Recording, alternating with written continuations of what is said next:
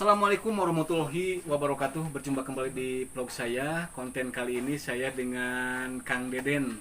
Kebetulan saya kan rumahnya dekat di Surabaya, desanya Jamekar. Kalau Kang Deden kan desanya Padalarang Pak ya. Kang Den, kumaha damang? Alhamdulillah. Saya kemarin kan minggu kemarin Pak Deden kita ketemu ya waktu pengecatan Pak RW Yudi ya. Di RW 4. Nah sekarang saya kebetulan tidak ada acara. Nah, Kang Din, tolong ceritakan Kang Din ini sampai dapat Kalpataru, ya kan itu ajang bergengsi tingkat nasional kan ya. Terus ada penghargaan lain. Kang Din silakan untuk menyampaikan dan menyapa subscriber saya yang ada di Indonesia maupun luar negeri kan. Assalamualaikum warahmatullahi wabarakatuh. Perkenalkan nama saya Deden Pak, Deden Syarif Hidayat. Saya Ketua Forum Pemuda Peduli Karsitata. Jadi komunitas kami bergerak di pemulihan kawasan khas. Ya, kebetulan di Bandung Barat ini ada yang disebut dengan kawasan Karsitata Batu Gamping. Jadi memang Kalpataru ini ya mungkin bagi kami ini ya hanya sekedar motivasi ya Pak ya. Sekaligus juga menjadi tambahan tugas tanggung jawab lah ya. Memang bermulanya dari kekhawatiran sih Pak. Kekhawatiran ketika memang kita melihat di kawasan ini ya, kawasan khas Padalarang, Cipatat gitu kan. Itu ada kawasan Gunung Kapur, Gunung Batuan Gamping yang terus dieksploitasi gitu. Dan itu sudah turun-temurun memang udah puluhan tahun gitu kan. Jadi banyak dampak lingkungan gitu kan, kekurangan mata air, kemudian keanekaragaman hayati mulai hilang, gersang gitu ya, polusi gitu ya, masuk getaran gitu, kerusakan bentang alam gitu ya. Dan itu dampaknya besar sekali ya. Kami awalnya itu bersama dengan para pemanjat tebing, lintas lingkungan gitu ya. Kebetulan saya orang lokal di sini. Kemudian itu tahun 2009 kita mulai. 2009 ya, 2009 itu mulailah kita diskusi gitu kan, cari teman dan seterusnya gitu. Dan 2009 sampai selanjutnya kita membuat program-program nyata di tengah masyarakat gitu Pak. Jadi lebih ke pemulihan kawasan khas, termasuk nanti pemulihan itu bisa dengan penanaman pohon. Kita hampir 90 ribuan pohon yang sudah ditanam bersama dengan masyarakat komunitas. Kemudian mendorong pendampingan, pembinaan supaya si kawasan tadi itu minimal tidak dirusak, dijadikan sebagai kawasan wisata gitu. Kita kenal dengan istilah geowisata kalau di sini. Nah kebetulan kalau di Desa Padalarang ini ada kars juga, kars Hawu Pabeasan. Hawu Pabeasan ya. Ya, Hawu Pabeasan itu Pak ya. Yang di situ kita sering ada hemukan, panjat tebing gitu. Nah, sejarah panjat tebing juga kan di Indonesia ya. Cikal bakalnya sana ya. Cikal bakalnya di sini gitu. Saya pernah lihat pada ke sana ya. Jadi memang luar biasa gitu Pak. Panjat tebing sampai menjadi olahraga nasional juga. Kan ini asalnya dari sini. Dari sini cikal bakalnya ya. Dari cikal bakalnya gitu.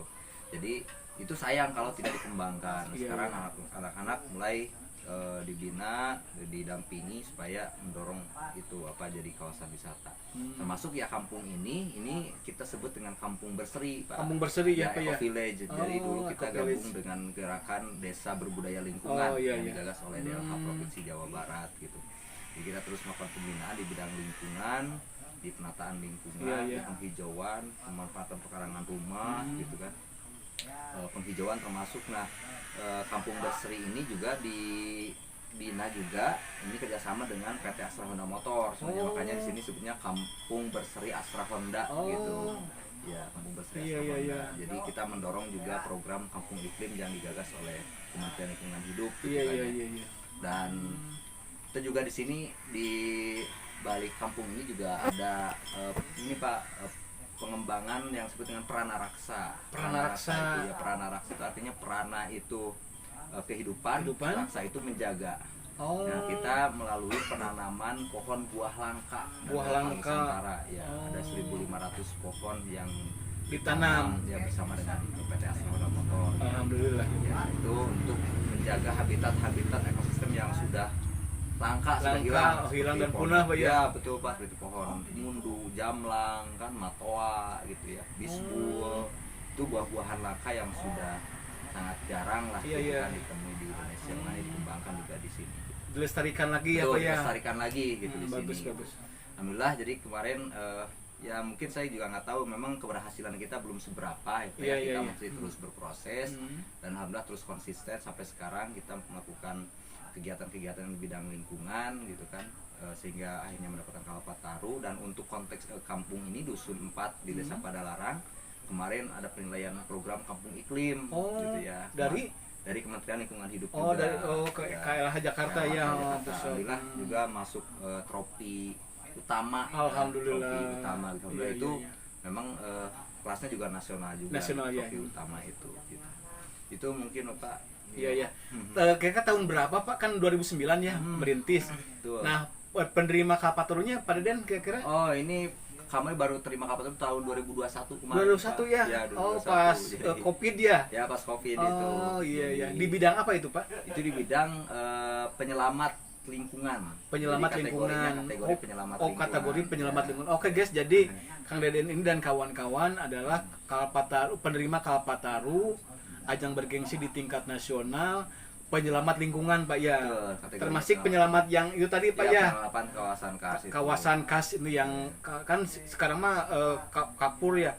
Kan kalau lihat mah Pak itu zaman purba dulu itu kan ada sejarahnya kita tehnya ke kerendamnya danau purba itu Pak ya, Pak Deden ya.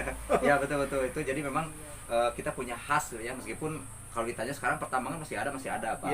Masih beberapa bagian sudah menjadi destinasi. Jadi memang ini sayang. Jadi ini kan kalau saya baca-baca menurut geolog gitu ya. Ini adalah dulunya itu kawasan Laut Tandangkal. Laut Tandangkal itu hampir sekitar 25 juta tahun yang lalu.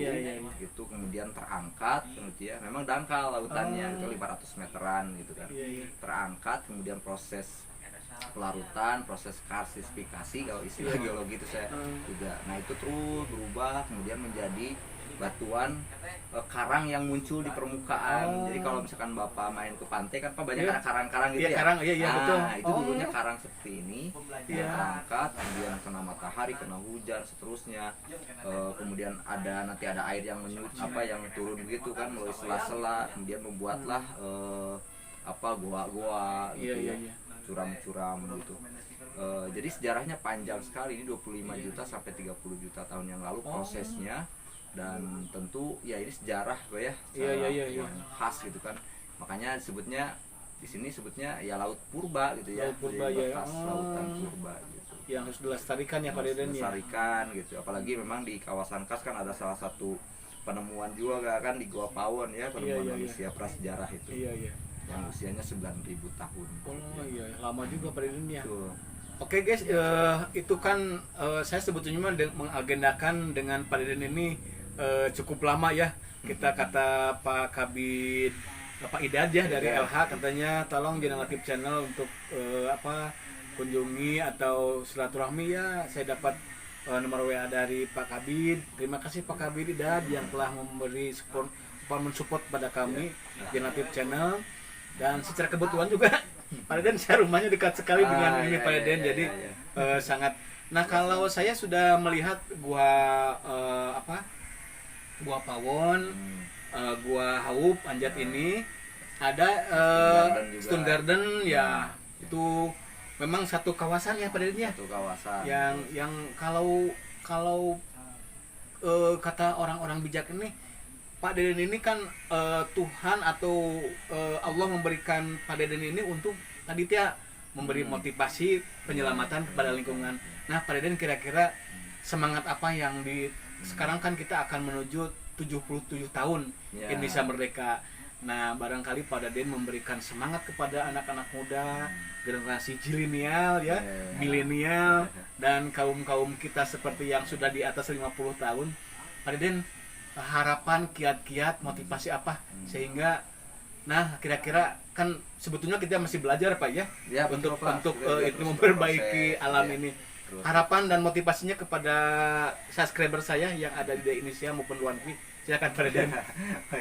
Ya mungkin sedikit aja Pak yang buat motivasi kami terus sampai sekarang terus berjalan. Jadi ini lebih ke motivasi kami saja Pak ya. Jadi memang kita kan manusia ya Pak ya, hidup di alam, kita berdampingan dengan lingkungan. Jadi sumber daya kita manusia, ada sumber daya alam yang tentu harus ada keseimbangan yang keseimbangan harus saling memberikan manfaat gitu ya terhadap kehidupan, sehingga sumber daya alam ini betul-betul dikelola, dipelihara dengan sebaik-baiknya gitu ya. Meskipun memang sekarang di pembangunan ya Pak ya, kita juga membutuhkan sumber daya alam, tapi tentu ya sumber daya alamnya harus dikelola dengan bijak, tidak secara serakah gitu ya, sehingga tadi tidak menimbulkan dampak bagi kita sebagai manusia gitu. Apalagi saya pikir memang tadi ya sekarang semangat kemerdekaan yang ke-77 ya Pak ya, Indonesia kita harus merdeka juga. Kalau ya dikatakan kemerdekaan dari penjajahan secara langsung kita sudah selesai, nah sekarang kita mencoba merdeka juga dari mungkin dari nafsu keserakahan ya gitu. Merdeka juga dari kerusakan lingkungan, juga merdeka dari dampak tadi, sehingga kita memang betul-betul bisa hidup secara nyaman gitu ya, sehat gitu ya, kemudian juga tidak kekurangan sumber daya alam terutama air Pak, karena ke depan itu air sepertinya akan terus berkurang seiring dengan tadi kerusakan lingkungan itu. Mahal dan langka nanti. Gitu. Oke, terima kasih Pak Deden bincang-bincang kami. Nanti izin Pak Deden nanti bisa lihat-lihat kegiatan Pak Deden sekitar ini, karena memang ini sekre kita lah. Nanti juga kita ingin lihat sertifikat penghargaan dan Kalpataru, dan ini tak kalah ini dapat penghargaan ini penghargaan Kalpataru tahun 2021 ini teman-teman nih.